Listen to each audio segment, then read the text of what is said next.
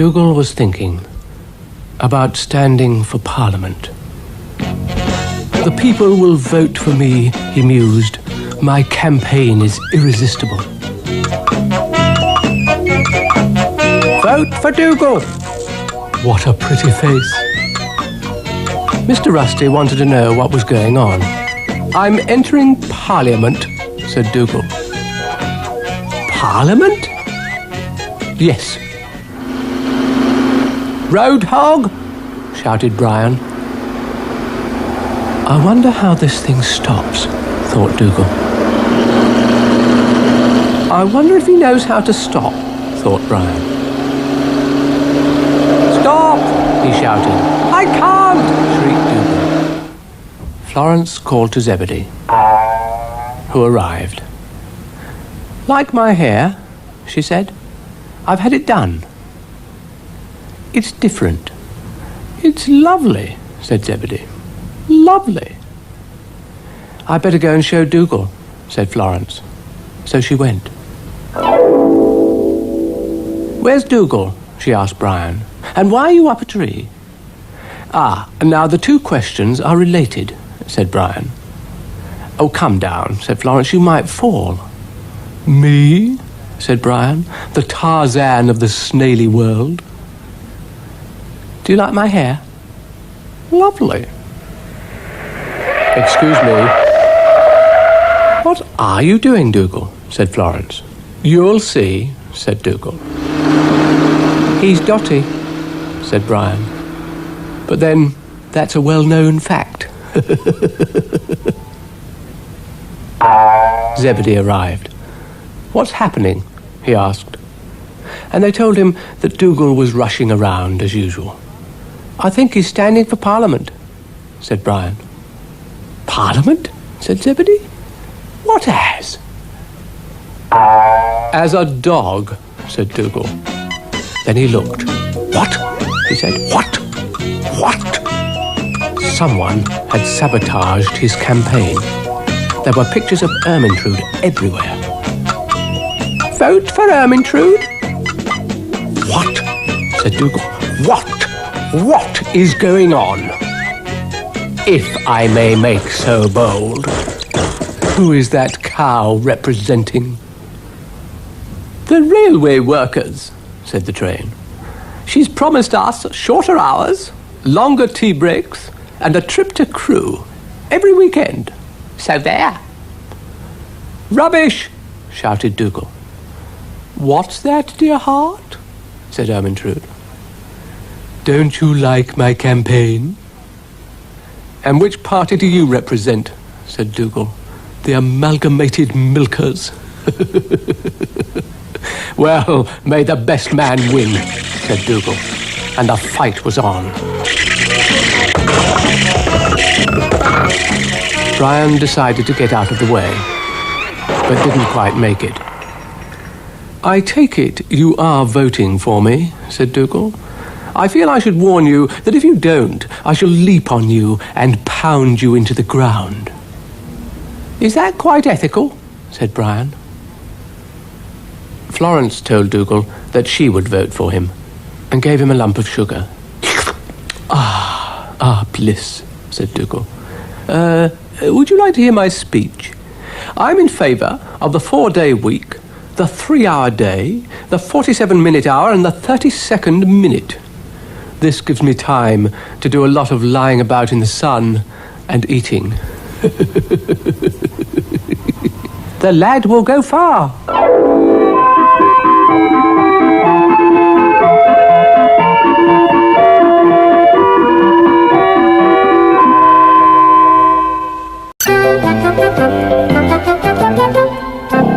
Dougal was listening. What are you listening for? Said Brian. Quiet, said Dougal. Yes, should be right. Yes. Just here, I think. Yes. Brian listened. Oh, get up, said Dougal. I'm listening, said Brian. What are we listening for? Worms, said Dougal. Eek, said Brian. Oh, come back, said Dougal. Buffoon. I'm not overly fond of worms, said Brian. Here we are, said Dougal. Eek, said Brian. This made Dougal furious. Will you stop shouting eek, he said. Really? I'm sorry, said Brian. It's just that worms make my ears go cold. I don't know why. Dougal explained that he was, in fact, looking for gold with the aid of his gold-detecting machine.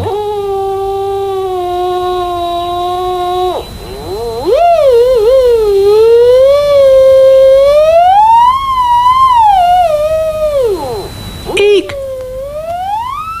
The machine stopped. It had found something. Found something? Said Brian. Now, don't start asking silly questions, said Dougal. Yes, I think this is the place.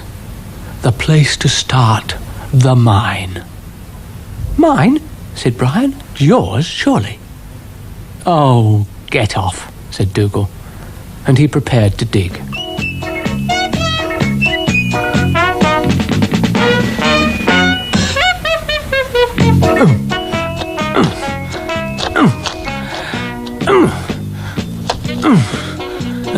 Get my helmet, said Dougal.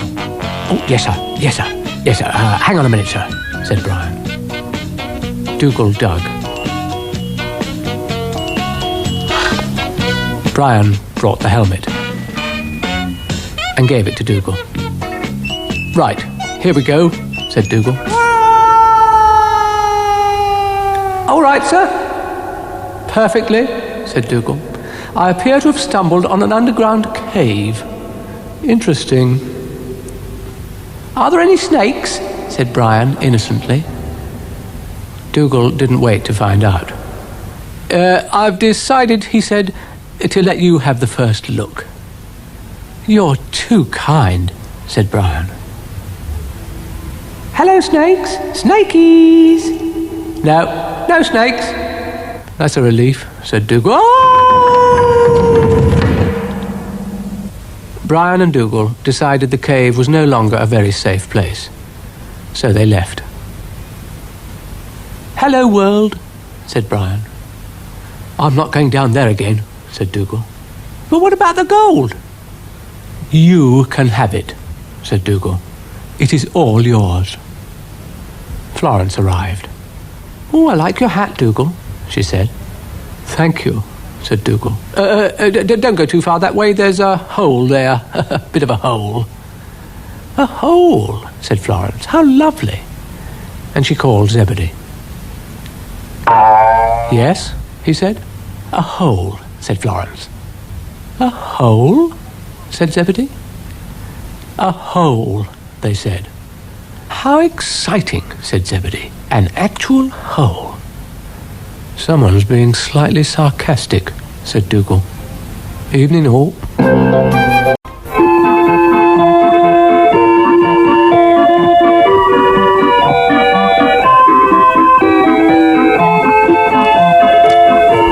Dougal was waiting for Brian. Oh, come on, lightning. Hello. There's no time for pleasantries, said Dougal. You are late. We've got a lot to do, and you're late. If you were in a union, I'd sack you. Now, pull yourself together and concentrate on the working hand. Really, you're pathetic. I'm going home. Oh, dear. Now I've hurt his feelings. Oh, come back. I apologize. Humbly? Yes, humbly. Then I shall return, said Brian. Well, I'm glad we've sorted that out, said Dougal. And he and Brian got down to the work in hand, making a film. Brian was the camera carrier. Now hold it steady, said Dougal. Freeze. Brian froze, and Dougal went to look for his star actress. She arrived. Hello, Dougal, said Florence. Oh, I'm so excited. Me, a film star. Hello, Brian. I am a camera, said Brian. Now, are we all ready? Said Dougal. We must get started. Aye, Antonioni, said Brian. This is going to be the greatest picture ever made, said Dougal modestly. This will make Ben-Hur look like an advertisement for Turkish Delight. This will make Ken Russell spit with jealousy. Take one. And Dougal started to make his epic film. He consulted his script. He chose the best locations. What was it to be? Treasure Island, in Dougal vision. Florence acted her first scene, and Dylan arrived. I hear you're making a film, he said. I'm trying to, said Dougal patiently, but you've just walked in and ruined the first scene. I don't want to worry you, said Dylan, but look. Indians? I didn't order Indians. Come out, said Florence. Wasn't I good? Said Ermintrude, appearing. Oh, joy, joy! I'm a film star! A film star! Dougal sighed. I wonder if this ever happened to Eisenstein, he thought. Let's get on then, said Brian. Right, said Dougal. Underwater, close-up of shark. What? Shrieked Brian. Come back, you coward! I'm a film star! Film star! Camera! Shouted Dougal. I'm not filming no sharks, said Brian. Oh, all right, said Dougal. We'll have some man-eating butterflies instead. Really? Really? Hello? Where's my leading lady? I'm here, shouted Florence, and I found the treasure.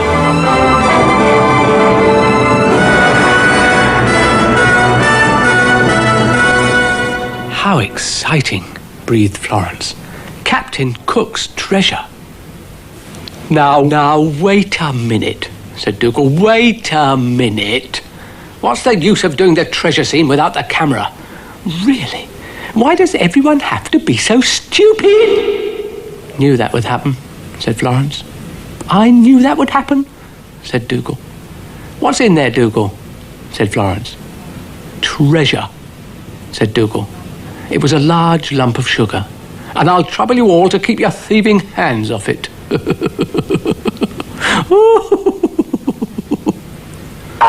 Zebedee arrived. Any room in your film for a little one? He asked. I've gone off the whole idea, said Dougal. I think I'll go to the pictures instead.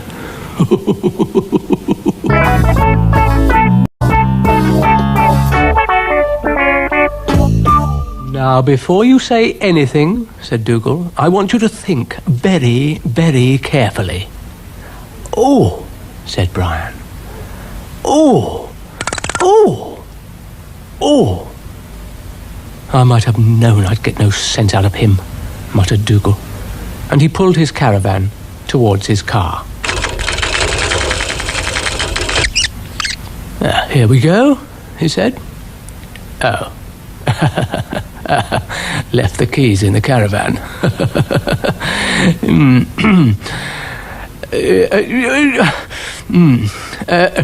Oh dear. Yeah. Oh dear, oh dear, oh dear, oh dear, oh dear. Oh.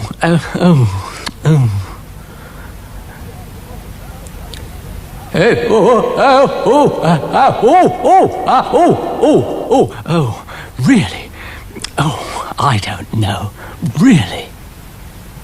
Florence was waiting for Zebedee. Hello, he said. I've been waiting for you, said Florence. Not long, I hope, said Zebedee. I got held up in the traffic. Excuses, said Florence. Dougal was applying science to the art of caravanning. Yes, that should hold it, I think. He went to get his keys. I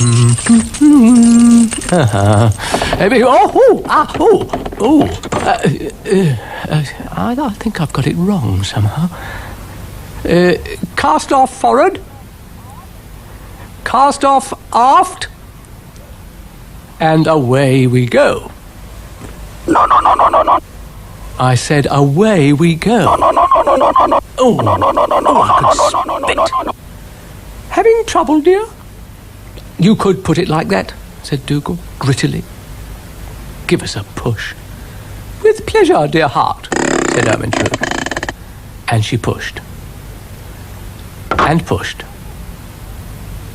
How's that? She asked. Lovely, said Dougal, apart from the fact that I'm not moving. Oh, you want to move, said Ermintrude. How's that, dear? You know, I do have my uses.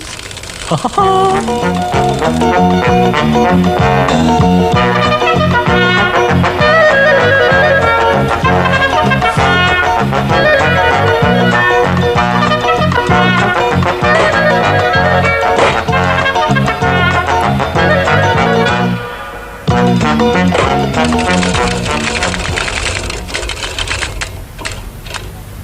I think I'll stay here, sighed Dougal.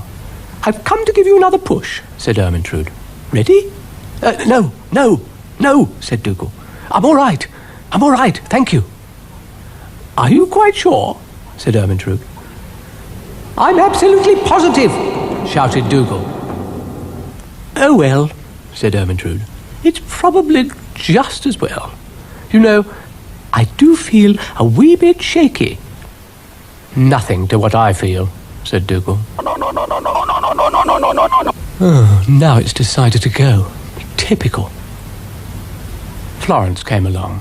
Hello, Dougal, she said. Hello, said Dougal. Have you ever been in a caravan? No, said Florence. Oh, you'll have to move that, said Brian. What? Said Dougal. How can I move it? It's got no wheels. Exactly, said Brian. You've put a house in our green belt. Oh, I might have known that snail was in town and country planning, said Dougal. Want a cup of tea?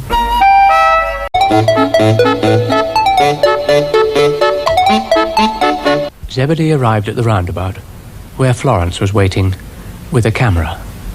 Going to take a few snaps? Said Zebedee. Yes, said Florence. Dougal, of course, was fully prepared. He'd provided himself with an all-purpose, fully transistorized, stereophonic, all-seeing, three-dimensional, twin-lensed camera. Who is this Lord Snowdon? He muttered. I'll show him. Going fishing? Said Brian. Oh, I'll do that snail a mischief one day. Dr. Livingston, I presume, said Brian. This is a camera, said Dougal, pompously. Does it work? Said Brian. Of course I work, said the camera. So Brian adopted a few poses. Don't waste film, said Dougal to the camera. And Brian rushed off to tell everybody about it. Florence arrived. And Brian told her about Dougal's talking camera. He told Ermintrude. Wait till you see it, he said. But Ermintrude had her own camera, all-purpose, fully transistorized, etc. You've got one, said Brian. It was given to me by a friend, said Ermintrude coyly. Dear Cecil, such a lovely boy. He said it was fully automatic. All you had to do was pull a knob. Like this. Oh, not so hard, said the camera. Sorry, said Ermintrude. Oh, I know someone who's going to be very upset about this, said Brian. I mention no names, but he's short, fat and hairy, and he's the only dog with a three-dimensional camera. He is going to be furious. Oh, fiddly-dee, said Ermintrude. Come along, dear, let's go and snap something before it gets dark. Are you sure you wouldn't rather walk? Said the camera heavily. No, thank you, said Ermintrude. Dougal's camera was getting a little restless. Come on, it said. Oh, all right, said Dougal.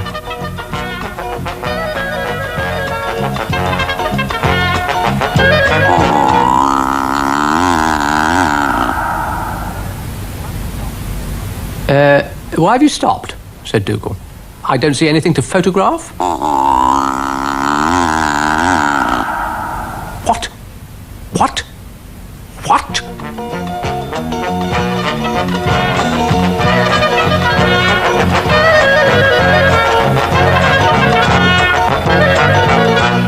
Where's your camera, Dougal? Asked Florence. You may well ask, said Dougal. It's gone mad. Found it? Said Brian. Oh, don't ask silly questions, said Dougal hotly.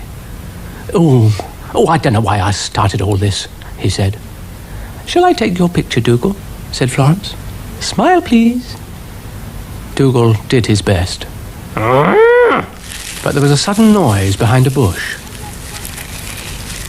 I've lost my camera, said Ermintrude. Oh, I feel faint, said Dougal, fainting. Fainting won't help, said Ermintrude. And Brian and Ermintrude and Florence all looked at Dougal. Why have you fainted? They asked. It's the thought of those 2 cameras on the rampage, said Dougal. Oh, cameras are harmless, said Florence, showing a picture she'd taken of Ermintrude. Harmless, said Dougal. Harmless? You obviously haven't been to the pictures lately. Oh, God, that Ken Bustle. I can't watch.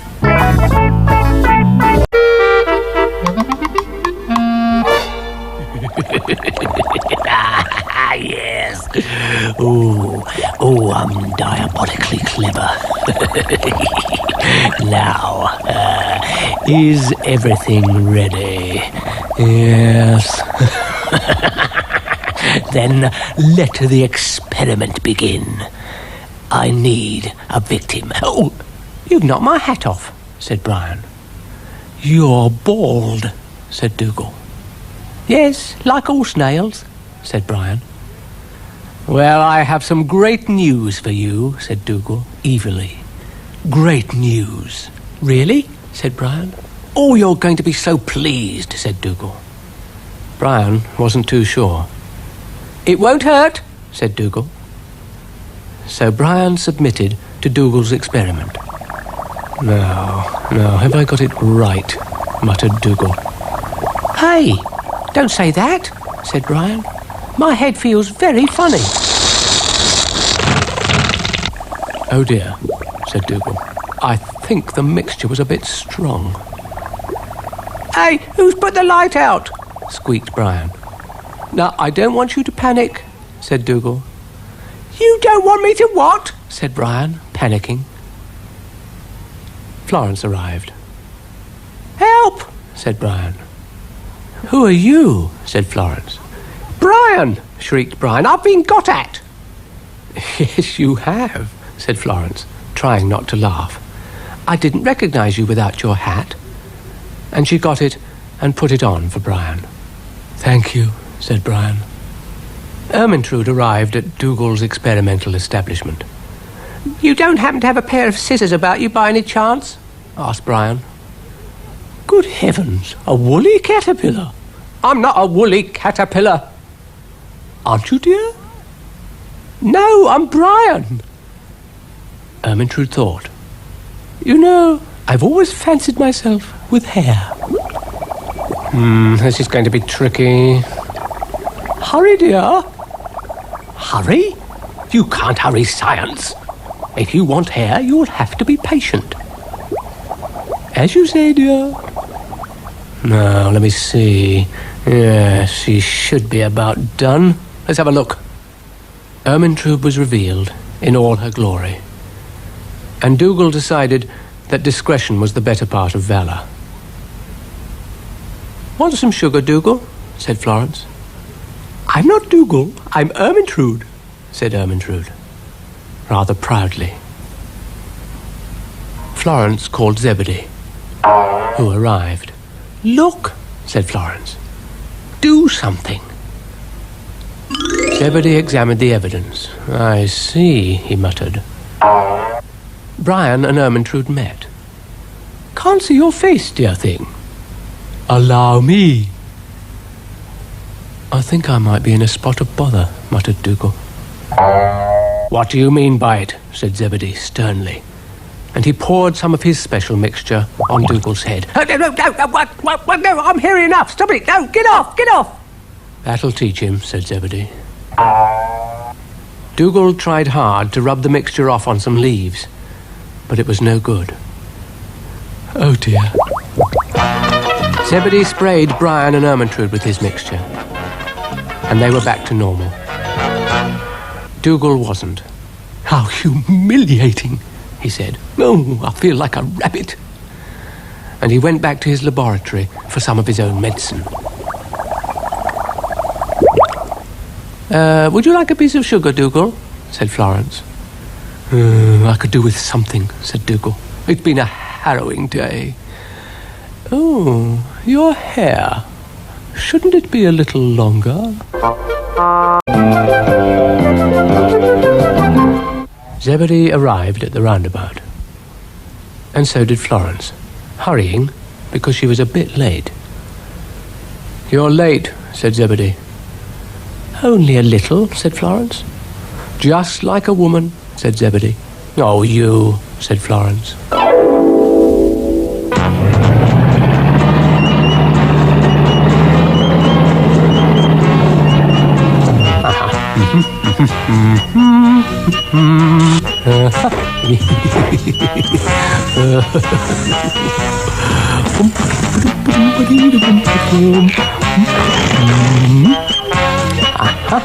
That'll fix her. No parking indeed. Bring your own meter, that's what I say. The traffic warden came along. Dougal's car. Good boy. Still 2 hours to go on the meter. Good boy. Good lad. Oh, Dougal's car, thought Florence. I wonder where he is. And she sat down to wait. "Can I park there?" said Mr. McHenry. "Certainly not," said Ermintrude. "The very idea. Parking only on meters." So Mr. McHenry went to find a meter. "Not about, is she?" muttered Dougal. "Who?" said Florence. "That vicious, heartless traffic wardeness," said Dougal. "The scourge of the jet set." "I haven't seen her," said Florence. "You're lucky," said Dougal. "She's making my life a misery. Can't park anywhere." But you're on a meter," said Florence. "Meter?" said Dougal. "What meter? There's no meter. Meter? I don't know what you're talking about. There is no meter. Meter? Oh, I thought there was a meter," said Florence. "Ready? Excuse me."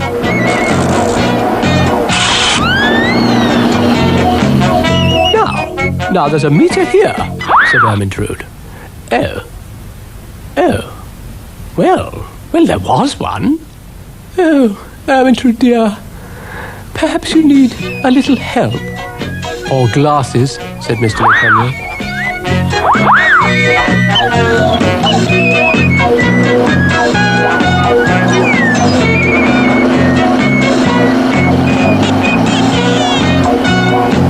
"We have as much fun as people, don't we?" said Dougal. "This'll do," he said. "Out you get. I'll just have a look round." Florence got up. "Thank you, Dougal," she said.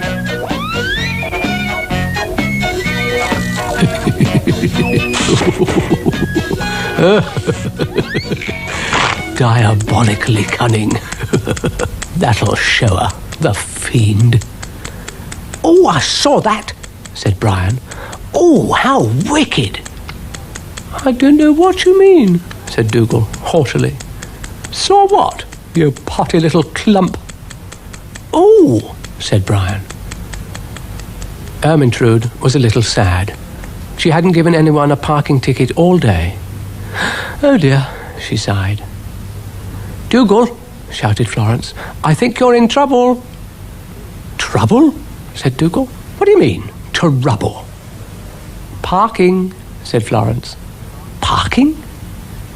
"Parking." Ermintrude gave Dougal a ticket. What? Please pay fine of £45,000 or go to prison for 20 years, read Florence. But I've got a meter, said Dougal. I'm a legitimate parker. I'm legal. Get up, you fool. You can't do this. Want a bet?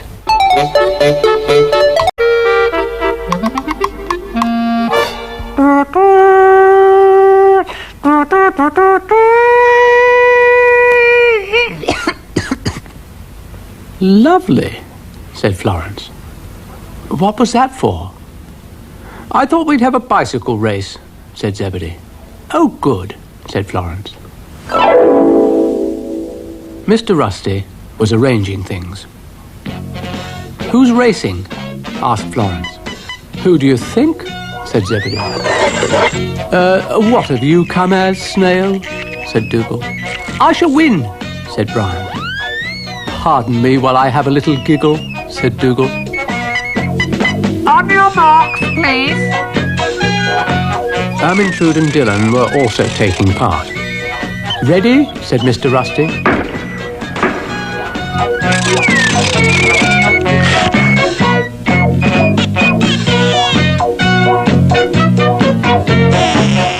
How exciting, said Florence. How exciting. Dylan was soon exhausted.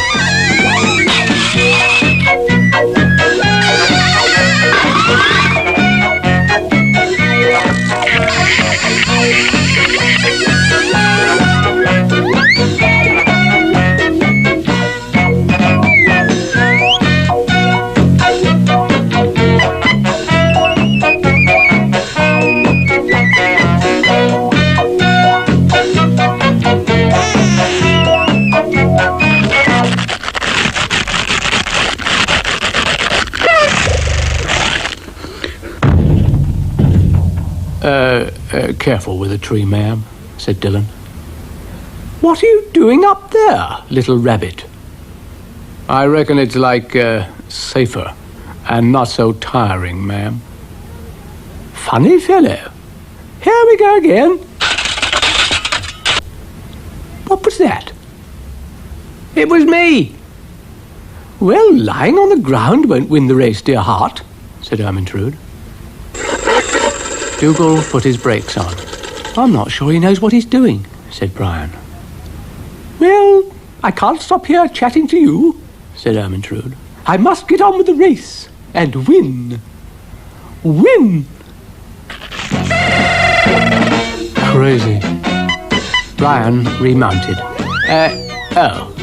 No, hang about. Dougal, meanwhile, raced on, hotly pursued by Ermintrude. Am I all right for Silverstone? Brian, you've won, said Florence. And Mr. Rusty announced the winner.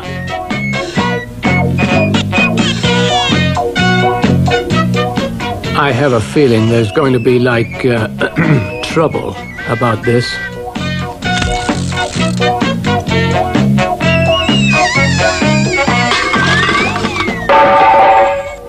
Calling all competitors. Calling all competitors. Please come in now. Your time is up. Well, something's up, dear heart, but I'm not quite sure what.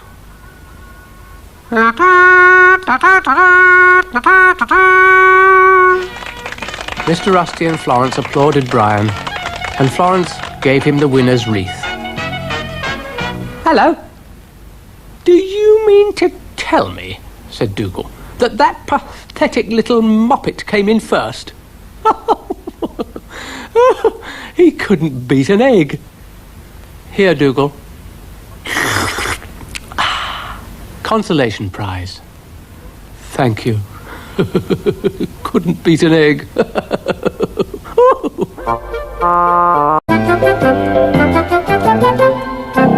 Get me the government. Mr. Rusty's phone rang. Is that the government? Look, I've got very important news. I've struck it. Rich. Mr. Rusty got rather confused. Which government did you want? He asked, uneasily. How many governments have we got? Shrieked Dougal. I've struck oil, and I want them to know. I see, yes. You've struck oil, and you want them to know. I wonder who that is.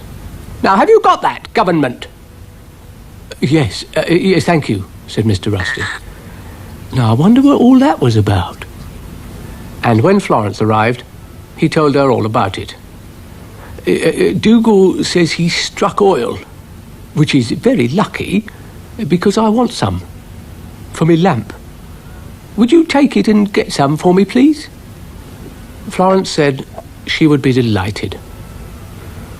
And when Zebedee arrived, she told him about Dougal striking oil and how she was taking Mr. Rusty's lamp to be filled. Sounds very interesting, said Zebedee. Shall we go?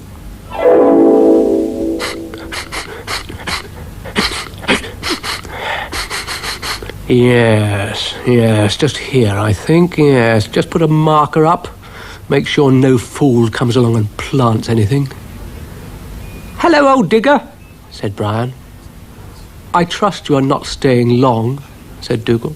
I have government officials calling soon, and I don't want them tripping over snails.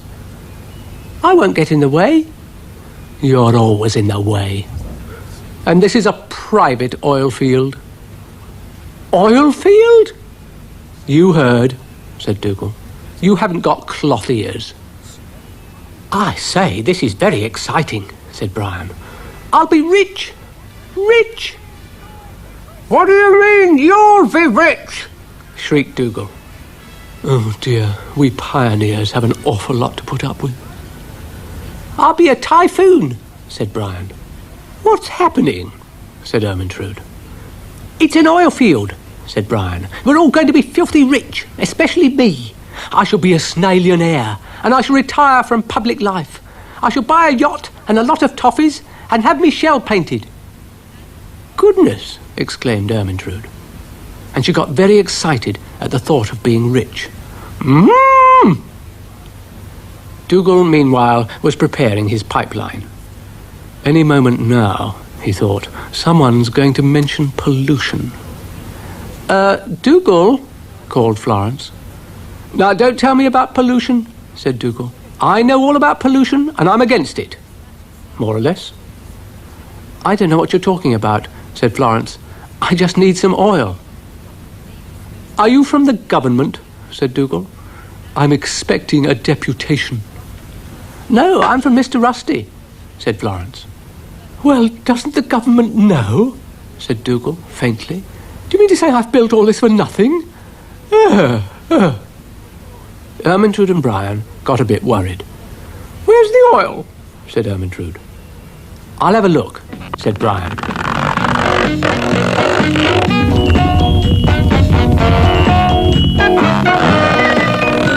See any? No. Oh. Ooh. Dougal was quite overcome by it all. Thank you very much, he said. That's made me feel a little bit better. Hey, where's all the oil then? You'll have to find it yourself, said Dougal. I've been let down by the government. I'm exhausted. I'm a husk. Florence was waiting for Zebedee. He arrived. Hello, Zebedee, said Florence. Hello, Florence, said Zebedee. Shall we go? Why not, said Florence. In the garden, Ermintrude had come to visit Dougal at his antique shop. I hope you've come to buy, said Dougal. Buy? Said Ermintrude. Yes, buy, said Dougal. That's what a shop is for. Dougal's antique shop wasn't what you might call ordinary.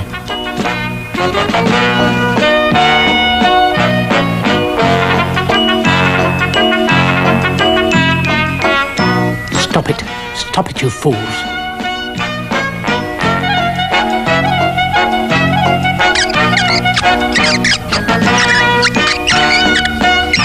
Oh, dear.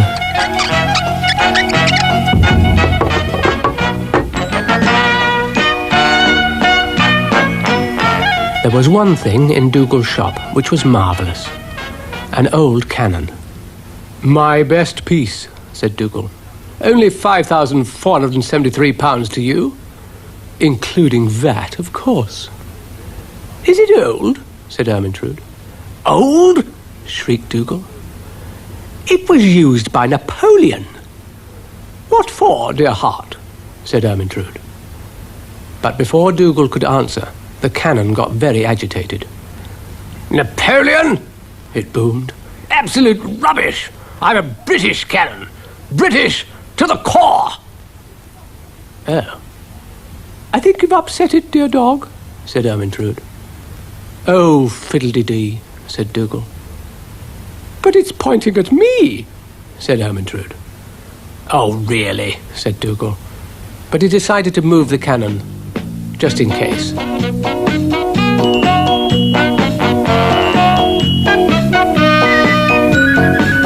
And he gave it a bit of a dust, just to calm it down. "Don't do that, you absolute bounder!" roared the cannon. "We cannons hate being dusted. It's so humiliating. And it makes us sneeze."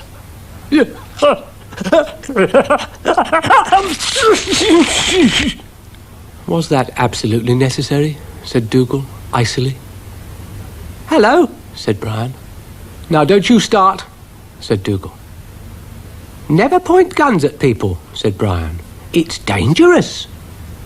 "What about pointing them at snails?" said Dougal, evilly, loading the gun with a piece of sugar. Florence arrived. "Stand back," said Dougal.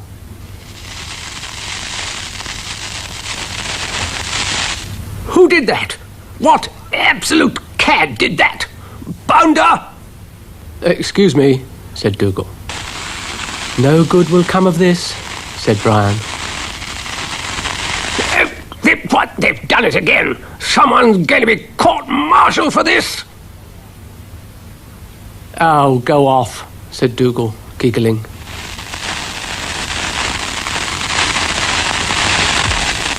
"What's the army coming to?" "I don't think it's very happy," said Florence. "I don't see why not," said Dougal. "It's got a lump of sugar, which is more than I have. And there's no war on. Well, not here anyway." "No war on! No war on! Great balls of fire!" "Oh dear," said Florence. "Did it go off?" said Ermintrude, trembling. "Very off," said Brian. "Well, that's that," said Florence. "Oh dear, I'll never be promoted now. Still a Lance Corporal. How humiliating."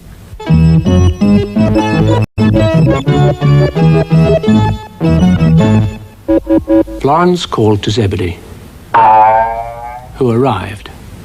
"Oh, there you are," said Florence. "Yes, here I am," said Zebedee. Shall we go?" "Why not?" said Florence. In the garden, the train seemed very agitated. "My dear," she said, puffing away like anything, "the gains on we've had here. I can hardly get my breath back." And she told Florence a gang had appeared and broken everything and then had run away making a lot of noise. "It left me all of a tremble, I can tell you," said the train, trembling. "Gracious," said Florence. "You can say that again," said the train. "Gracious," said Florence.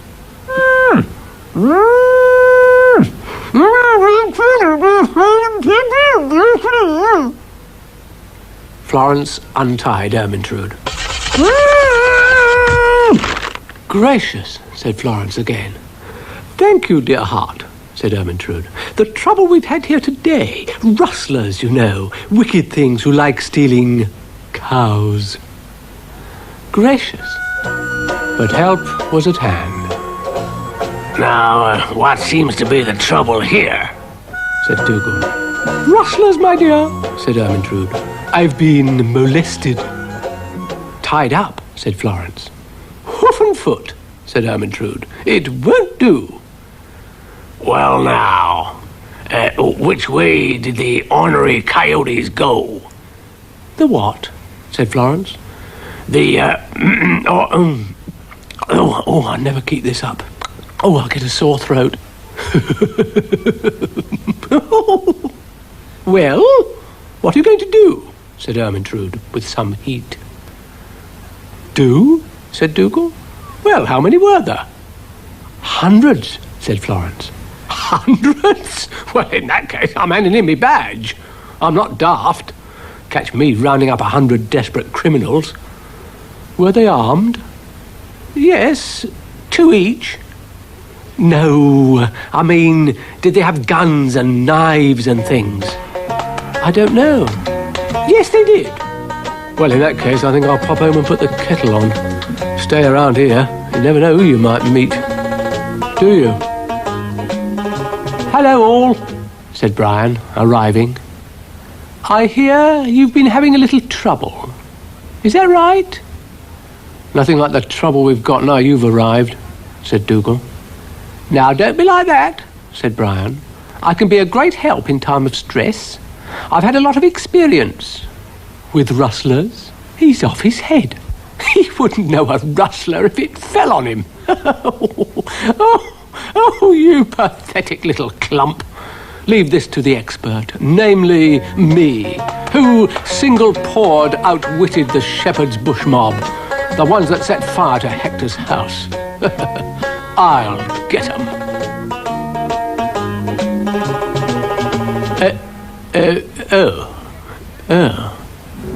Go get him, Sheriff! No, don't rush me, boy. Don't rush me, boy.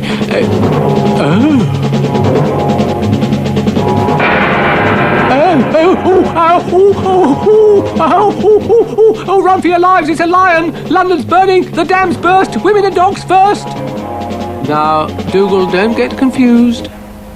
And Ermintrude laughed like anything. If there's one thing I hate, said Dougal slowly. Yes, said Florence.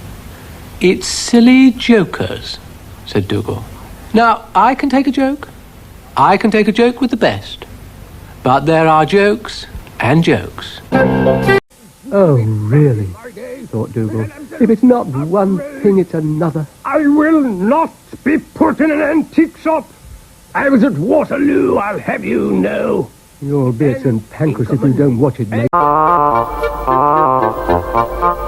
Mr. Rusty met Florence at the roundabout and told her if she went to the garden to look out for a carpet. About this big, he said, and very, very special. Oh, said Florence. Zebedee arrived. All ready to go? He asked. Ready, said Florence. Come on then, said Zebedee. All right, said Florence.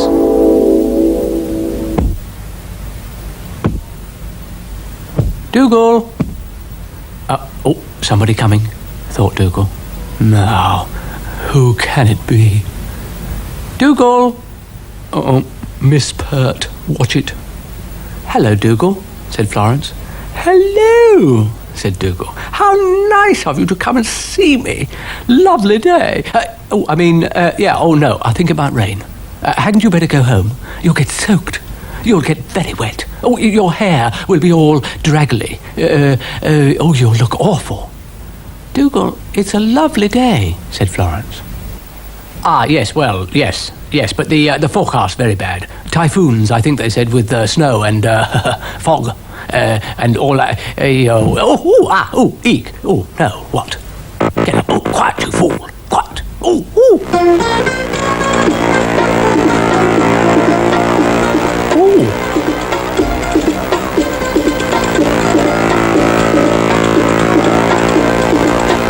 Oh, I feel like a sausage roll. What's happening? Said Brian.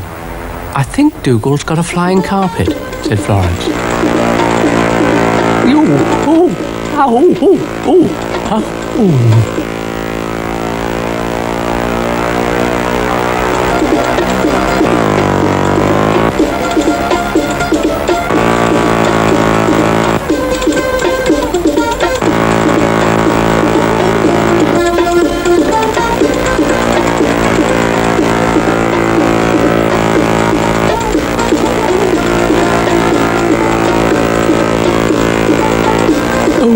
Oh, the things I let myself in for.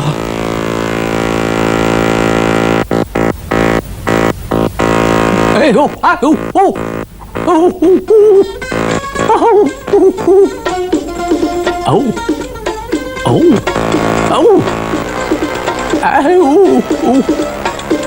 Come in, number 3, your time is up. Oh dear.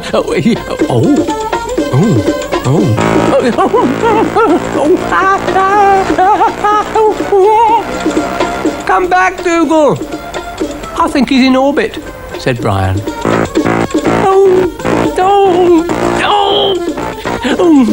Oh, put me down, you demented axemisser, you.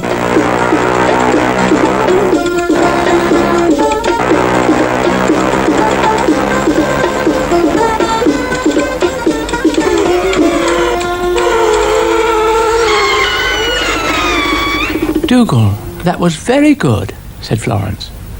I feel slightly sick, said Dougal. What made it do that? Magic? Oh, just a carpet. I'm not so sure, Dougal, said Florence. Watch. Good gracious, said Dougal. It eats sugar. A cannibal carpet. We'll all be chewed up in its warp and weft. You see. Can I have a go? Said Brian. But the carpet disappeared. Just our luck, said Dougal. It doesn't like snails.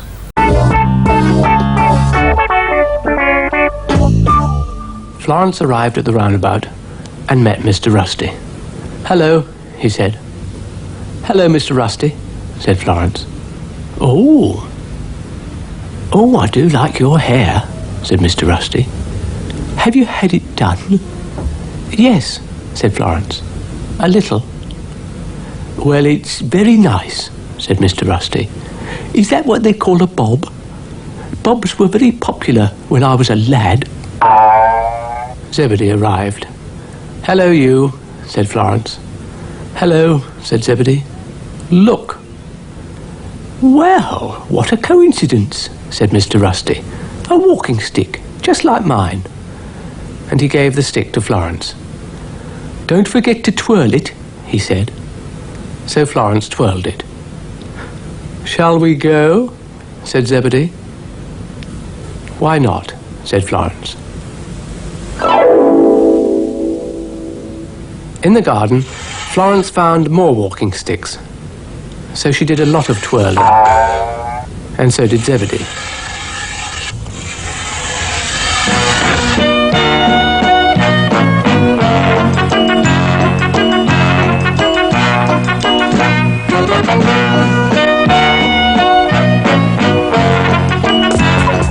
Nothing like a good twirl, said Zebedee, twirling.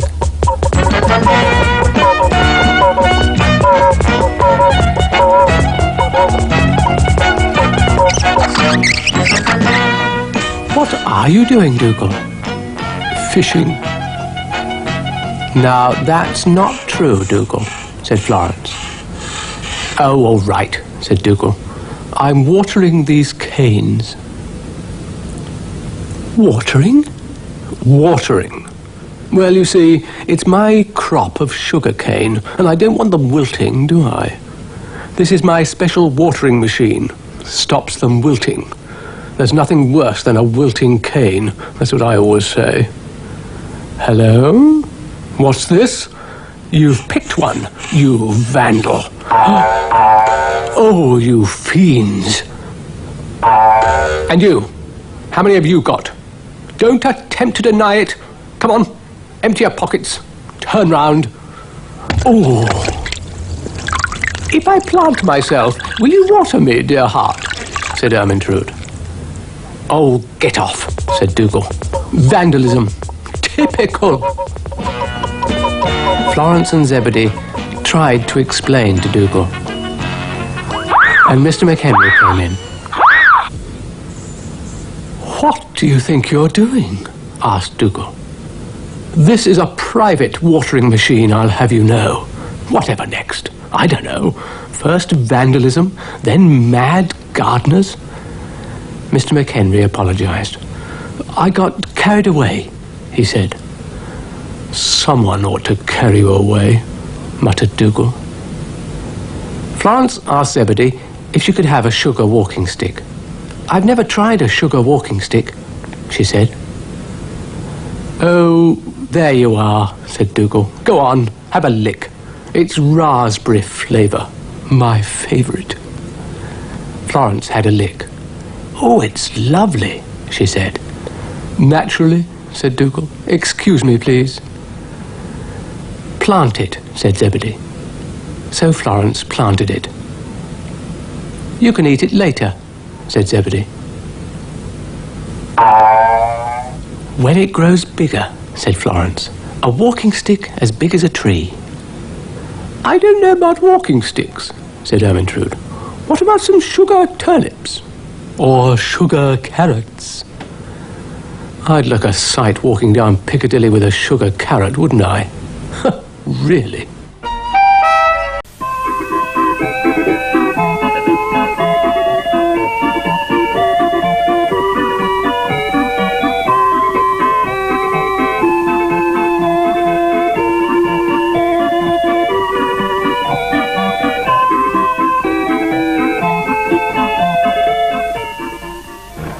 Dougal was in a state.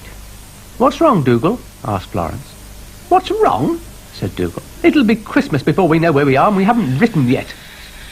Florence sighed. Better humour him, I suppose, she thought, and she sat down to write. What are you going to ask for? said Dougal. I don't know, said Florence. Dear Father Christmas, or Occupier, she wrote. I hope it's not too early to make my requests, but I should like you to bring me, if it's not out of your way, and if it's not too obstructive.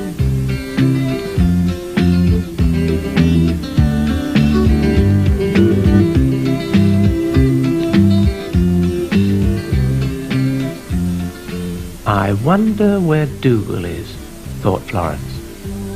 Dougal was writing. Dear Fatty, he wrote. Florence thought about Christmas presents.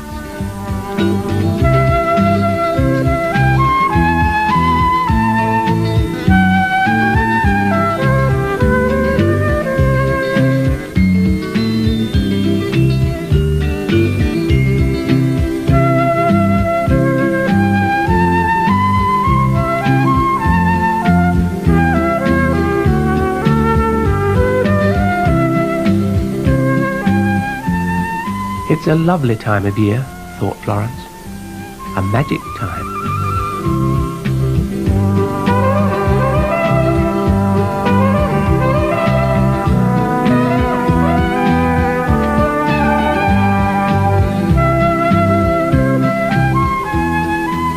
Of course, I don't expect it all, wrote Florence, but I thought I would let you know what I liked. Love, Florence.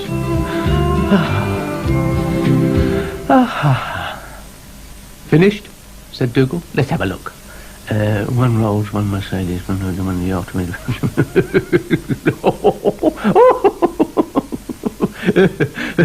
You're a bit lucky. I don't expect it all, Dougal, said Florence. Will you catch the post? Why? Is it falling down? Zebedee arrived. You're not Father Christmas, said Dougal. Aren't I? said Zebedee. Unless you're in disguise, of course. Zebedee said he wasn't. And anyway, it wasn't Christmas yet. Was it? Ah, said Dougal. Ah, ha, ha, ha. Zebedee got a little confused. I've got this coach, he said. Shall I provide snow? Certainly not, said Dougal. Get my patties all wet and cloggy. Now then, you lot. Stand by for delivery of very important letter to Father Christmas. Oh, I just hope you lot have been good this year, that's all.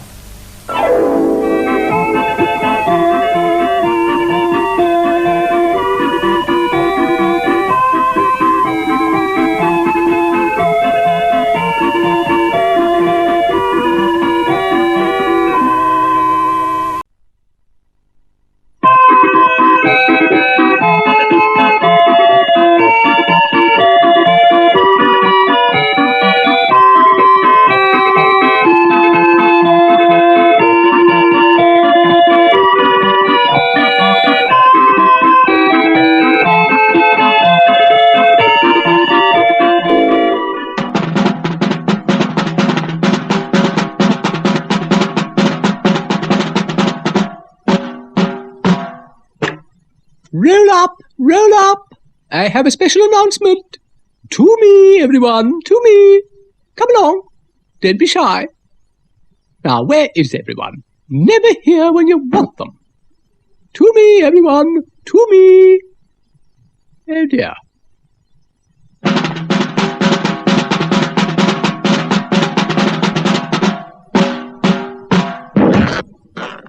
Oh, dear. Dylan arrived to see what all the fuss was about, and he asked Ermintrude to give him a ride. "You'll have to pay, dear." "Pay?" said Dylan. "Like, pay?" "Pay? Of course." "Oh, no, ma'am. Why pay?" "I'm a bus. Now get off." Dougal decided to take action. "Now wait a moment," he said. "Now wait just one moment. What's all this about being a bus?" "Oh, are you a bus?" said Brian. "What's your number?" "I'm a 12, said Ermintrude. "Let's all go down the Strand." Poor old thing. Thinks she's a bus. Florence arrived. "Oh, hello," she said.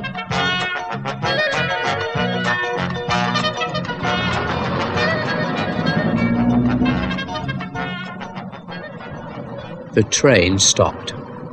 "Hello!" Oh, hello, old thing. "And what might you be doing, if I may make so bold, madam?" "I'm a bus, a number 12. Oh, let's all go down the Strand." "May I have a word?" said the train. "Of course," said Ermintrude. "Any amount, dear thing." The train got rather agitated. "I want no buses on my patch," she said, acidly. "Oh, come now," said Ermintrude. But the train wouldn't listen, and she went off in a huff. "Buses, indeed," she said. "Whatever next?" "Oh, dear," said Ermintrude. "No wonder she was nationalised. Ah, well, I'll just have to show her."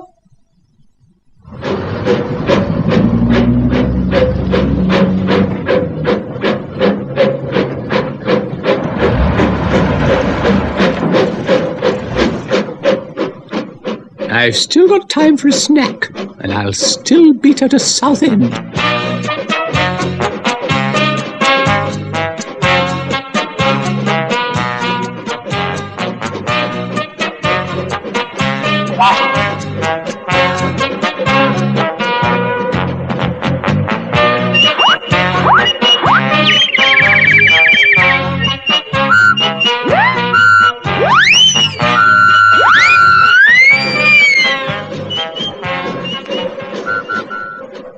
I think I've given her far enough start.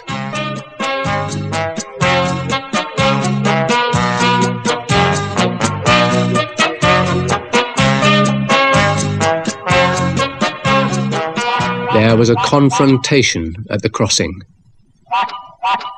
"I have right of way." "Oh, hoity-toity. Now, ladies, this will not do. Do It will not. Well, make her get out of the way of my bus, said Ermintrude.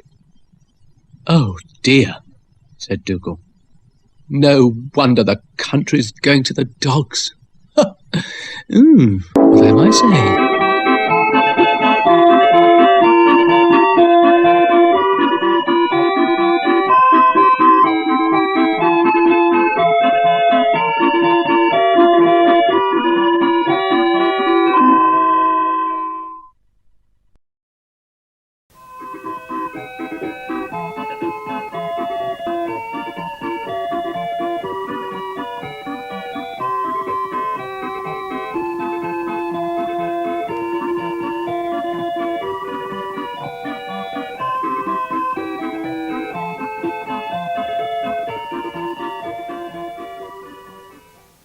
Ermintrude was doing her washing, with a little help from Dougal and Brian. "I hope this doesn't take too long," said Dougal. "I've got things to do." "How much more's she got?" "She's been saving this lot up." "Nothing much on the telly." "That's not a telly," said Brian. "I know it's not a telly," said Dougal. "That was a joke." "The laundry wasn't a joke." "Doing the laundry is no joke," said Ermintrude. "Depends on the laundry," said Brian. Dougal decided if he didn't get on with it, no one would. So he did.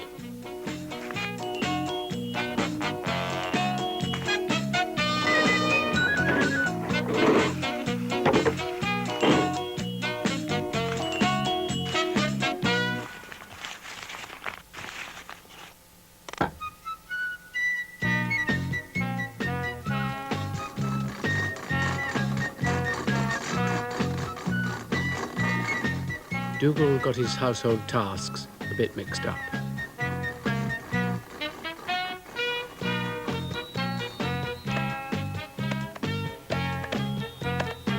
"Isn't this fun?" said Ermintrude. "Is it?" said Brian.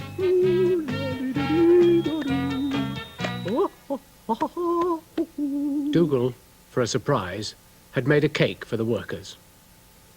But it couldn't be eaten until the work was finished.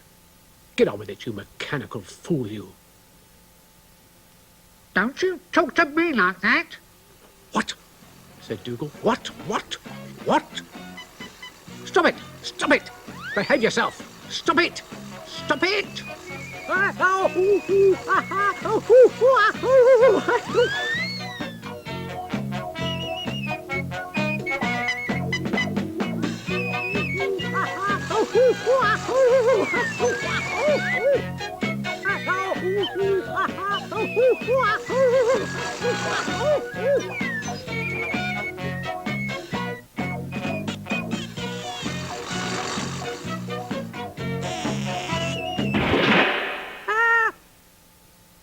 "I don't know." "What don't you know?" "What that dog is up to," said Ermintrude.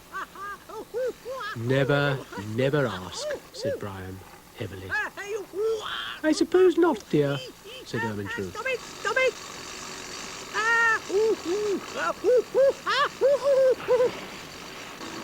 "That's a relief," panted Dougal, getting on with his cake.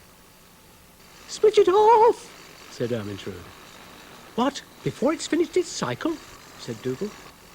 "Anyway, make yourself useful. I need that cream whipped." "Anything to help," said Ermintrude. "Thank you," said Dougal. "What would my mother say?" Florence arrived. "Oh, you've arrived," said Dougal. "And to prove it, you're here." "Look at this." "Cream coming." "Gracious," said Florence. The whipped cream was a great success. "Well whipped," said Dougal. "I don't know what's going on," said Florence. "Who does?" said Dougal. Hey, I'm fed up," said Brian. "All this laundry. I'd have worked my fingers to the bone if I'd got any." "Poor Brian," said Florence. "Help him, Dougal." What? I baked him a cake, didn't I? Ooh.